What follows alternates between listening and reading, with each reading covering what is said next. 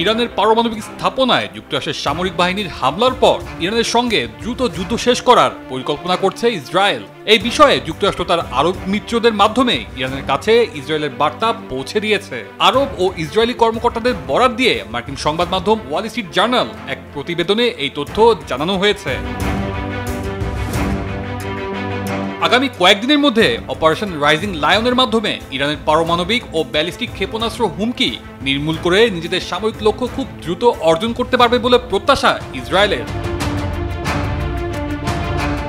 আরব কর্মকর্তারা বলছেন, ইসরায়েল এই অভিযান শিগগিরই শেষ করতে চায় বলে যুক্তরাষ্ট্র তাদের আরব মিত্রদের মাধ্যমে ইরানকে বার্তা দিয়েছে। তবে যুক্তরাষ্ট্রের হামলার জবাব দেওয়া ছাড়া ইরান এখনই অভিযান শেষ করতে চায় না। ইসরায়েলি গণমাধ্যমগুলো বলছে, ইরান পারমাণবিক কর্মসূচি বাতিল করতে রাজি হলে ইসরায়েল এখনই বোমা হামলা বন্ধ করার জন্য প্রস্তুত আছে। তারা বলছে, এই অভিযান বন্ধের বিষয়টি আমাদের উপর নয়, বরং ইরানের উপর নির্ভর করছে। আমরা চাইলেই এখনই শেষ করতে পারি। সেক্ষেত্রে যদি একটি চুক্তি হয়, তাহলে ইসরায়েল তার অভিযানের ফলাফলে সন্তুষ্ট থাকবে।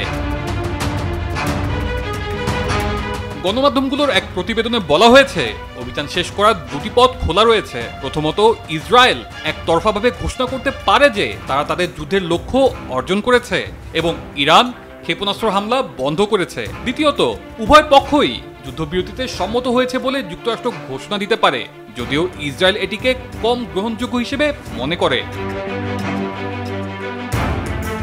তবে ইরান ক্ষেপণাস্ত্র হামলা বন্ধ না করলে ইসরায়েল আরো জোরালোভাবে পাল্টা হামলা চালাবে, আর এই হামলার প্রধান টার্গেট হবে ইরানি শাসক গোষ্ঠী। তবে ইসরায়েল যদি মনে করে ইরান আবারও এই কর্মসূচি করতে চাইছে, তাহলে তারা পুনরায় বিমান হামলা চালাবে।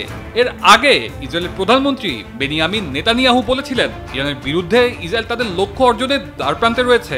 ইরানের ব্যালিস্টিক ক্ষেপণাস্ত্র ও পারমাণবিক স্থাপনাগুলোর গুরুতর ক্ষতি করা সম্ভব হয়েছে।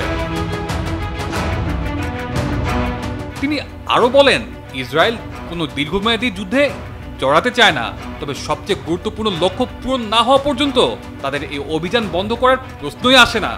এখন দেখার বিষয়, ইসরায়েলের এমন প্রস্তাবে ইরান কোন পথে আগায়।